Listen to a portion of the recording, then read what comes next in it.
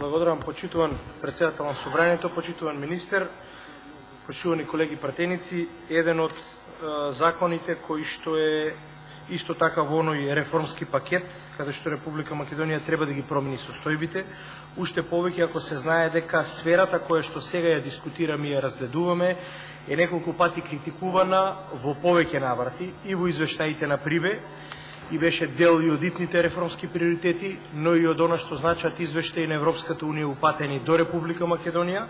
и врз основа на тоа обврска е и на новата влада да стори што е можно повеќе во овој дел. Министерот кажа во неговото излагање дека станува збор за мали измени, но јас би рекол, иако се измените мали, станува збор за значајни измени, бидејќи овој, би рекол, сет на мерки кои што сега го нуди владата е апсолутно прифатлив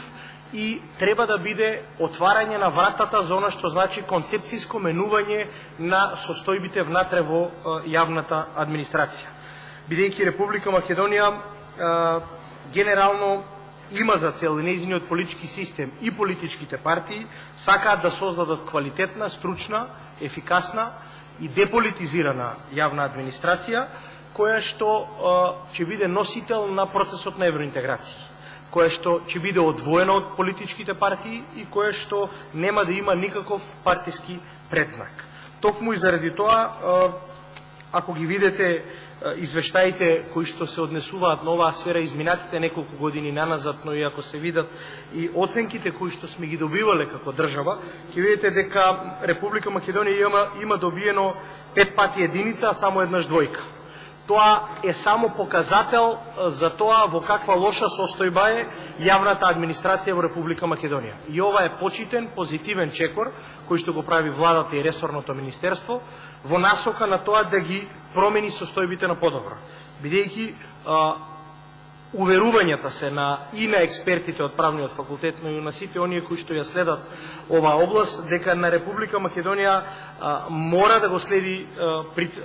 процесот на мериторна, односно мерит системот, да го внеси во јавната администрација, да го напушти политички лошиот, тешко одржливиот споил систем, кој што до сега беше присутен во Република Македонија и кој што во суштина не генерира јака јавна администрација, која што ќе биде услужно ориентирана за граѓанинот, туку го форсира, би рекол, само партискиот концепт и она што значи интерес на политичката партија. Токму заради тоа и мислиме дека треба да биде напуштен постојниот систем на патронажа на јавната администрација и да се премине на систем кој што ќе биде базиран врз мериторна основа и политичка неутралност. За тоа се разбира е потребна и политичка волја, и политички консензус кој што го има, но кој што до пред промената на власта до сега не беше применуван.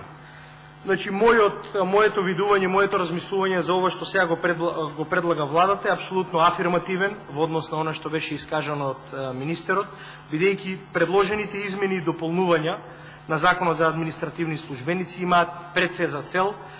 за подобрени и поедноставни постапки за селекција, унапредување и оценување на административните службеници, со што би се зголемил бројот на компетентни кандидати за вработување, а со тоа ќе се придонесе и за задржување на квалитетни и на мотивирани вработени во јавната администрација во Република Македонија. Решенијата кои што се дел од неколкуте измени предложени од ресорното министерство ќе ја поедностават постапката за селекција на кандидати за вработување на административниот службеник, со тоа што ќе се укинат тестовите за проценка на интелектуалниот капацитет и тестот за личност. Исто така ќе се елиминира и финансискиот трошок, како што беше истакнато, на кандидатите во однос на полагањето на испити за стекнување на сертификати, за познавање на еден од трите најчесто користени јазици во Европската Унија, англискиот, францускиот и германскиот, и во тој случај проверката на знаењето на странскиот јазик ќе се врши бесплатно во постапката за селекција преку постојниот испит за административен службеник. Во однос на постапката за унапредување, предложените измени кои што сега ресорното министерство ги става на увид во собранието, одат во насока на тоа да се овозможи да се подобрат условите за напредување во кариерата на административните службеници, наместо само во едно, да можат тоа да го направат во 3 повисоки нивоа или звања во рамки на една иста категорија. Со укинувањето се разбира, и тоа е исто многу важен и значаен момент во овие измени, со укинувањето на мерките за одличен и слаб ефект, како резултат на постапката за оценување, се намалува генерално она што до сега го дискутиравме и кажувавме дека е постојан континуиран притисок на политиката врз административниот службеник. А тоа беше врзано со токму со постапката за оценување, кое што сега со укинувањето на мерките за одличен и слаб ефект, всушност го тргаме притисокот и несигурноста на вработените во администрацијата, а се зголемува во исто време посветеноста